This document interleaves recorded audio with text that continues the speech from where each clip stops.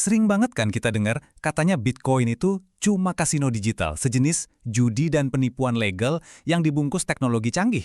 Tapi apa benar tuduhan itu? Nah, kali ini kita akan bongkar mitos ini dan lihat apa kata data dan fakta yang sebenarnya. Ini dia, pertanyaan yang paling sering jadi bahan ribut. Sebenarnya, jawabannya itu nggak sesimpel ya atau tidak. Jawabannya itu sangat bergantung pada satu hal yang krusial. Apa Anda benar-benar ngerti barang apa yang lagi Anda beli? Oke, ini di agenda kita. Kita bakal mulai dari mitos judi dan penipuan, terus kita bedah teknologinya. Kita lihat siapa aja yang investasi di sana, analisis resikonya, dan terakhir, kita coba jawab pertanyaan besar di awal tadi. Yuk, kita mulai dari tuduhan yang paling serius. Apa benar Bitcoin itu cuma skema penipuan global yang canggih? Kita akan langsung bongkar argumen ini satu per satu. Gini, untuk membuktikan sesuatu itu penipuan atau bukan, kita harus punya membandingan. Coba deh kita lihat dulu definisi dari skema penipuan investasi yang paling klasik. Nah, ini dia definisi klasik dari skema Ponzi. Kuncinya ada 3.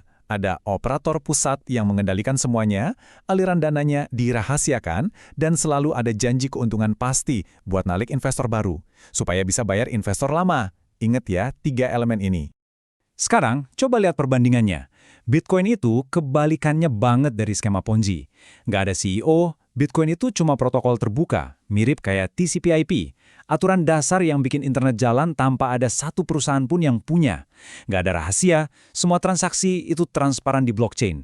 Dan nggak ada janji keuntungan. Nilainya murni ditentukan oleh pasar. Oke, mitos soal penipuan kayaknya udah jelas ya. Tapi, gimana sama tuduhan judi? Yuk kita bedain antara perilaku spekulasi dengan nilai fundamental dari aset itu sendiri.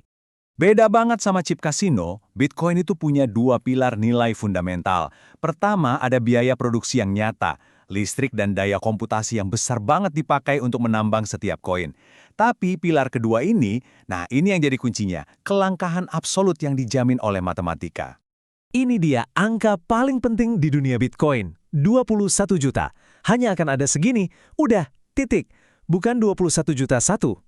Jumlah ini dikunci oleh kode dan matematika, nggak bisa diubah sama pemerintah atau bank manapun. Kepastian inilah yang membuatnya disebut emas digital. Nah, sekarang kita masuk ke bagian yang bikin penasaran. Kalau Bitcoin dibilang aset yang bodoh, kenapa justru beberapa pemain keuangan terbesar dan terpintar di dunia malah membelinya dalam jumlah besar?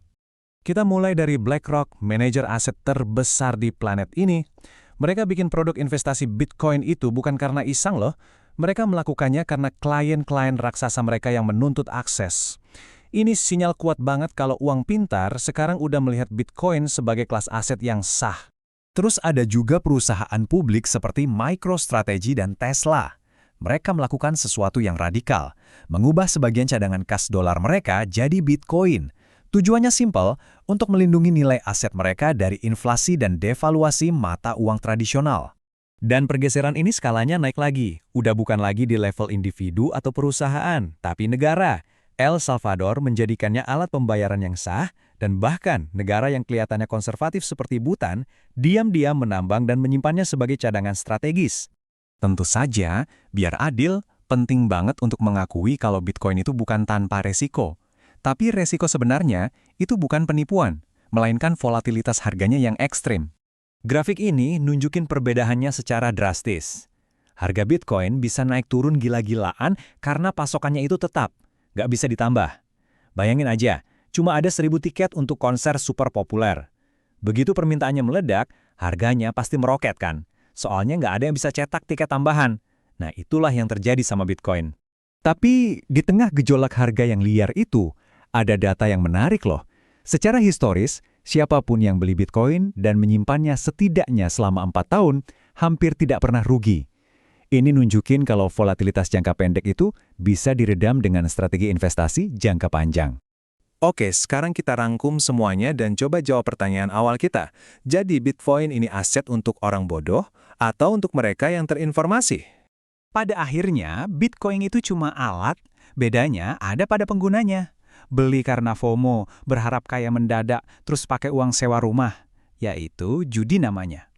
Tapi kalau kita paham kelangkaannya, menggunakannya sebagai proteksi nilai jangka panjang, dan mengalokasikan dana secara bijak, nah, itu baru strategi investasi. Dan ini dia, mungkin ini kesimpulan paling penting dari semuanya. Yang bodoh itu bukan asetnya, entah itu saham, properti, atau Bitcoin.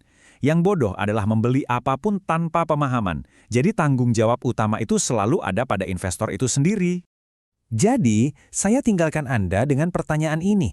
Yang bodoh itu asetnya atau pembelinya? Jawabannya ada pada pendidikan dan tanggung jawab kita masing-masing. Lakukan riset Anda sendiri.